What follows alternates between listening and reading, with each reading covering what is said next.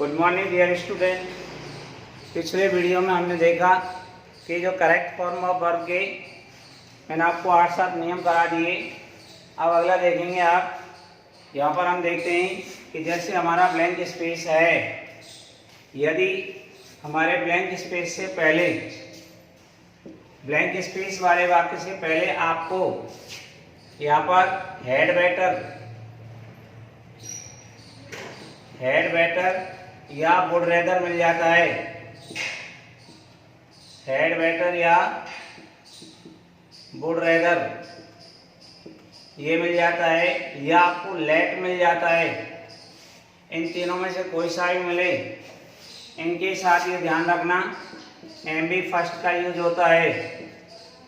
ये आपको विशेष रूप से ध्यान रखना है कि यदि ब्लैंक स्पेस से पहले ये दिए गए हों तो हम वहाँ एम बी फर्स्ट लगाएंगे। जैसे लेट मी होम और यहाँ ब्रैकेट में लिखा हुआ है गो, तो यहाँ क्या आ जाएगा, एज इट आ जाएगा गो। इसके बाद you had better,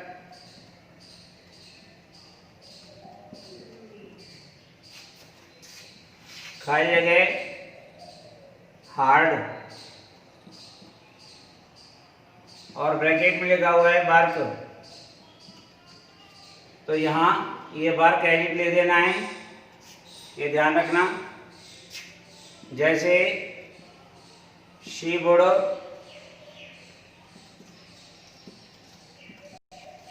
rather food और ब्रैकेट में लिखा हुआ है कोको, तो यहाँ एज इट आ जाएगा कोको। ये ध्यान रखना कि इन तीनों के साथ में मेन वर्ब की फर्स्ट फॉर्म लिखी जाती है। उसके बाद अब आते हैं हमारे अगला,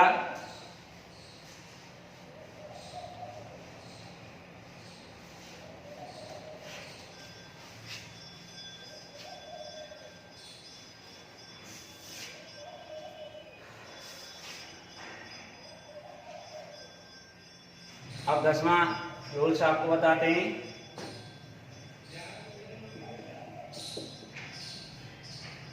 देखिए, सबसे पहले हम यहाँ ये देखेंगे कि यह हमारा ब्लैंक स्पेस वाला वाक्य है। इस ब्लैंक स्पेस वाले वाक्य में आपको ये मिल जाता है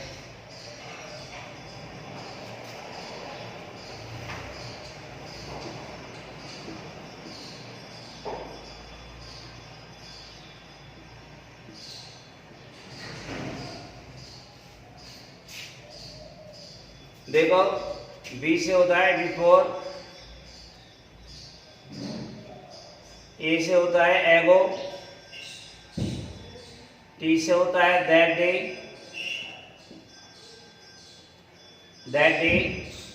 that night,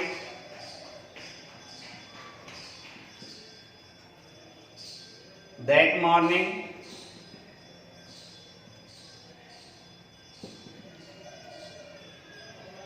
that month, that year, and that के साथ में कुछ भी जुड़ रहा है। ऐसे आपको मिल जाता है last day, last night, last week, last month, last year, ऐसे आपको ये मिल जाते हैं।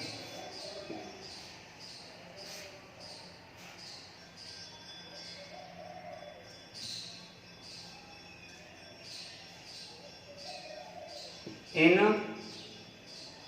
olden days, in olden days,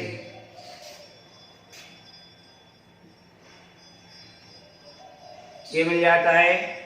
P से है आपका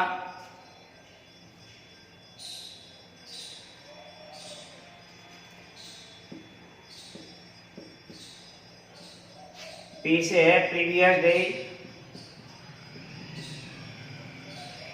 ए से है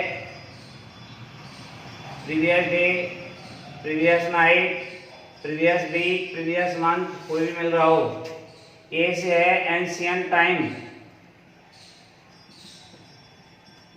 एंशियंट टाइम, बाई से है यस्टरडे,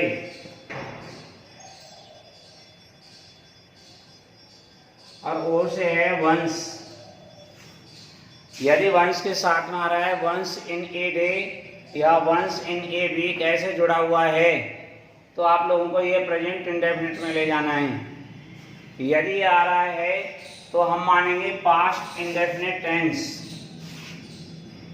पास्ट इंडेफिनिट टेंस को मानेंगे। और पास्ट इंडेफिनिट टेंस में क्या करना है हमें, पास्ट इंडेफिनिट टेंस में यदि वाक्य हमारा साधारण है तो यहाँ लिखेंगे मेन वर्ब की सेकंड फॉर्म, और यदि मेन वर्ब के साथ में नॉट लगा हुआ है या डिड ऑलरेडी दिया गया है तो यहाँ डिड प्लस मेन वर्ब की फर्स्ट फॉर्म। ये ध्यान रखना है हमें। यदि डिड आ रहा है, डिड आया हुआ है तो डिड के साथ हम एमनी फर्स्ट लगाएंगे। और डिड कब आएगा, यदि दिया हुआ वाक्य इंटरोगेटिव है या इसके साथ नॉट आ रहा है तो डिड आएगा, और जब डिड आएगा तो हम यहाँ फर्स्ट फॉर्म लगाएंगे। इसको एक बार जल्दी से नोट करें आप। और फिर उसके बाद हम देखेंगे कि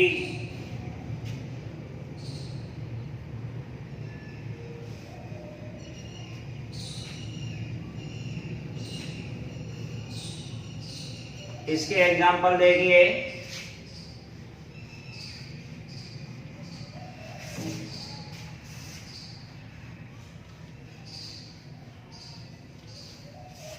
इसके एग्जाम्पल हैं जैसे लास्ट ईयर आई खाली जगह टू जम्मू,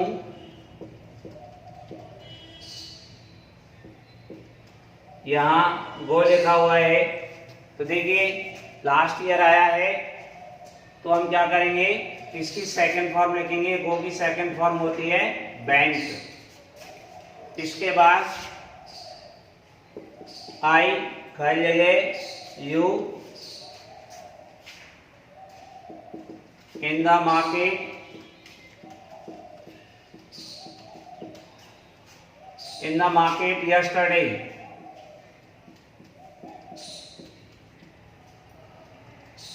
अब यहाँ जो वर्ब है वो लिखेंगे मीट। देखिए यस्टरडे आया हुआ है, सेकंड फॉर्म लिखेंगे तो क्या आ जाएगी, मैट हो जाएगी, क्योंकि यस्टरडे कारण पास्ट इंडेफिनिट में जाएंगे और पास्ट इंडेफिनिट में मेन वर्ब की सेकंड फॉर्म लिखेंगे। सी खाली जगह me a book,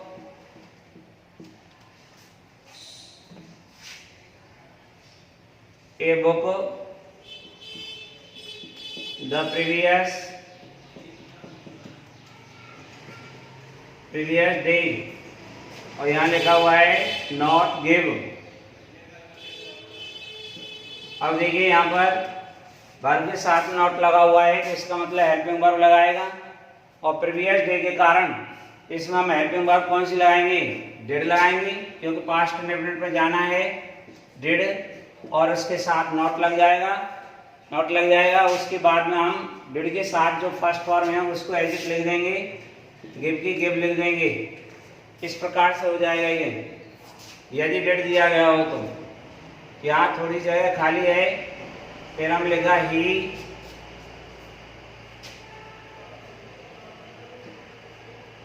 you in his last class, प्रश्नवाचक चिन्ह लग रहा है, और यहाँ लिखा हुआ है टीच। तो देखिए हम कौन से टेंस को मानेंगे इसमें, यहाँ है लास्ट क्लास, अंतिम कक्षा, लास्ट क्लास में, तो ये इसका मतलब पास्ट की ओर इंडिकेट कर रहा है। पास्ट की ओर इंडिकेट कर रहा है तो हम क्या लगाएंगे यहाँ पर, ये बात इंटरोगेटिव है, इंटरोगेटिव है, यहाँ क्या लगाएंगे, पहले डिड लगाने के बाद फिर डिड के साथ मेन वर्ब की फर्स्ट फॉर्म, टीच की फर्स्ट फॉर्म एज इट लिख देंगे। ऐसे हो जाएगा ये। और यहाँ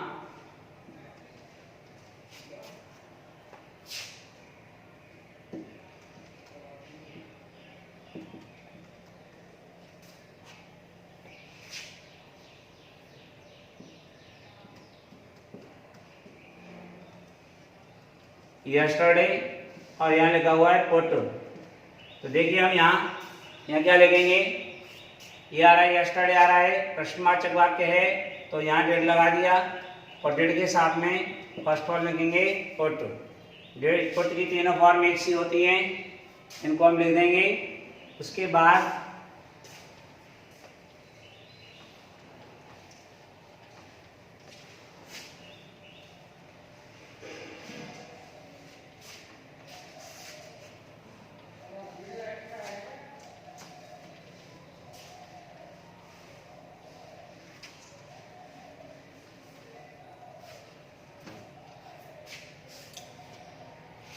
अब देखिए इसका अगला नियम बताते हैं आपको।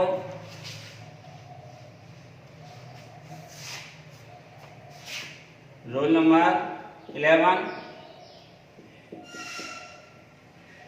11 में क्या है कि जैसे आपको वाक्य दिया गया है, दो वाक्य हैं, इनमें से एक वाक्य शर्त वाला है। सपोज ये वाक्य शर्त वाला है, जब ये शर्त वाला है तो ये परिणाम वाला होगा। और इस बात का विशेष ध्यान रखें कि एक की पूर्ति करके देगा, दूसरे को पूछेगा कैसे। ये शर्त वाला है, या तो ये इफ से शुरू किया जाएगा या अनलेस से शुरू किया जाएगा। इफ या अनलेस से मोस्टली शुरू किया जाता है और विशेष रूप से इफ से शुरू किया जाता है। ये इफ से दिया गया हो और इस वाक्य में सब्जेक्ट के बाद यहाँ पर शुड, वुड,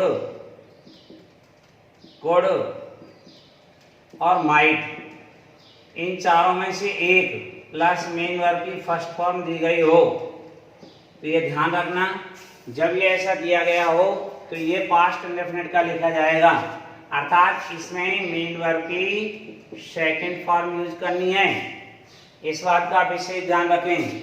जैसे इनको बोलते हैं हम इम्प्रोबेबल कंडीशनल सेंटेंस या इमेजिनरी कंडीशनल सेंटेंस, इन्हें कहा जाता है।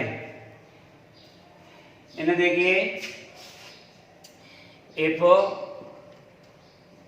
इफ सी खाली जगह here comma I would help her, I would help her, यहां लिख रहा है कम। तो देखिए यहाँ वुड प्लस फर्स्ट फॉर्म आ रही है तो हम यहाँ क्या लगा देंगे, यहाँ पर सेकंड फॉर्म लगा देंगे और कम की सेकंड फॉर्म होती है केम। इस बात का ध्यान रखें। और if he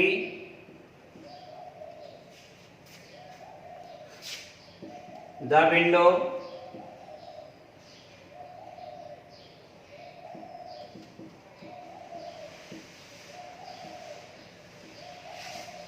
I could sleep,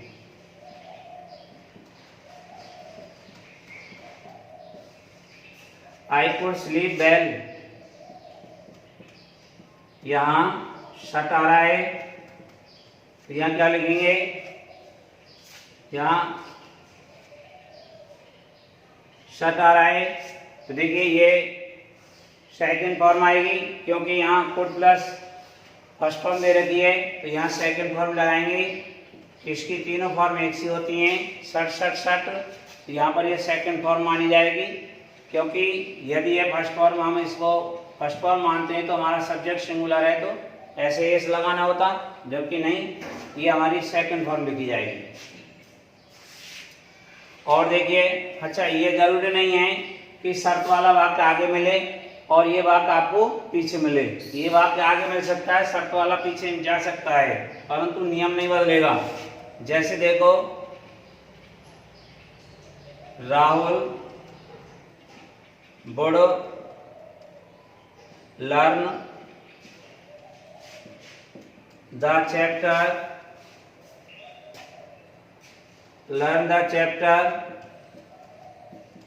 if you खाली जगह हिम, और यहाँ लिखा हुआ है आस्क।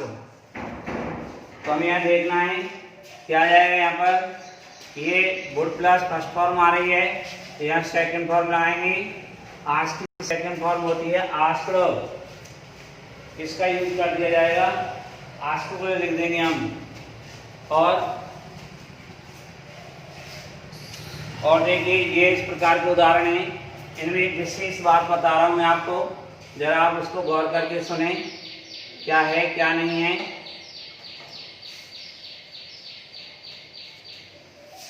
उसमें नोट डालने वाले हैं आप। वो क्या है, यदि देता है तो इसको ज्यादातर देगा जिसको मैं समझाने जा रहा हूं। ये शर्त पूरी कर रखी है आपको, और यहाँ ब्लैंक स्पेस दिया गया है। इस ब्लैंक स्पेस में भरने के लिए ये क्रिया दी गई हो बी। तो आप लोगों को ध्यान रखना है कि हमें यहाँ जो बी दे रखी है, बी की सेकंड फॉर्म बाजबर होती हैं, बी की सेकंड फॉर्म बाजबर होती हैं। आपको ये विशेष रूप से ध्यान रखना है कि यहाँ पर बाज नहीं लगाना है, आपको बर लगाना है, चाहे हमारा सब्जेक्ट सिंगुलर हो, इस बात से कोई मतलब नहीं है। जैसे देखो, इफ आई खाली जगह the PM of India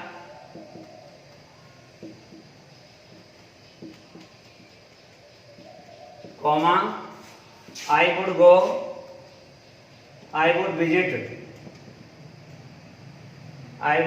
the USA. और यहाँ पर भरने के लिए लिख दिया है बी क्रिया भरो। तो देखो ये वुड विजिट लिख रखा है, वुड विजिट लिखा हुआ है। इसको हम यहाँ देखेंगे कि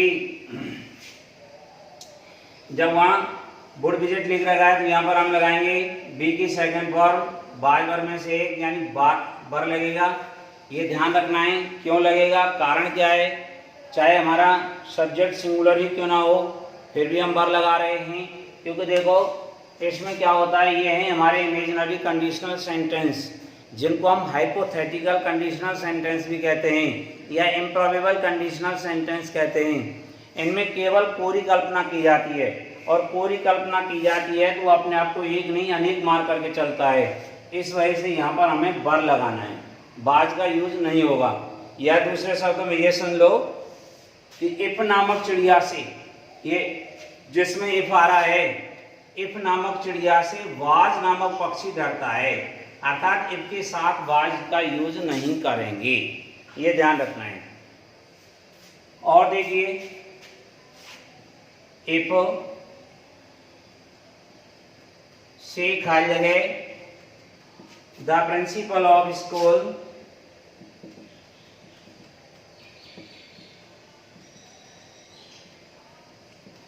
कॉमा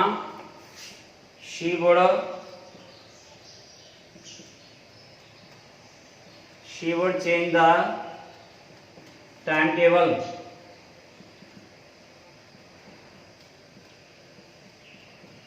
यहाँ भरने के लिए वही क्रिया हमारी बी, तो यहाँ क्या आ जाएगा, बर आ जाएगा। ऐसे ही इफ ही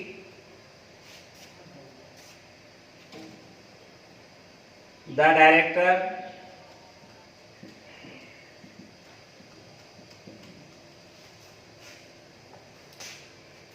कॉमा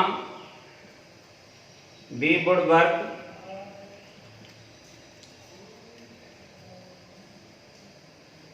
वर्क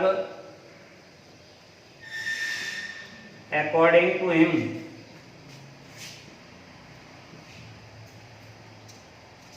और यहाँ भरने के लिए वही बी क्रिया है, तो क्या जाए, यहाँ पर बर का यूज कर देंगे। ये सब में देख लो बर का यूज हो रहा है, चाहे हमारा ये सिंगुलर हो चाहे प्लूरल हो, कैसा भी हो, हमें इस बात से कोई वो नहीं है। और देखिए the student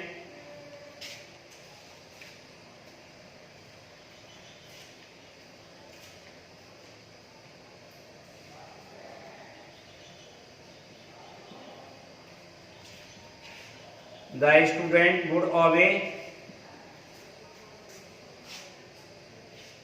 obey him if he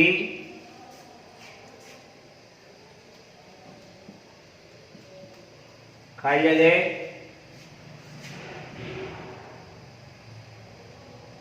the teacher, यहां भी लिखा हुआ है तो क्या आ जाएगा इसमें, the student would obey him if, यह आ जाएगा were, if he were the teacher, काश वो अध्यापक होता तो बच्चे उसकी अवश्य आज्ञा का पालन करते। इस बात को आप ध्यान रखें। मैंने आपको ये 11 रूल्स करा दिए हैं, इसमें एक नोट बता दिया है, इनको आप अच्छी तरह से करें। आज की वीडियो में हम इतना ही रखेंगे, उसके बाद नेक्स्ट जो है वो अगले वीडियो में हम देखेंगे। और इन सारे जो रूल्स मैं आपको बताता जा रहा हूँ, इनको आप अपनी फेयर नोटबुक में करें। Thank you.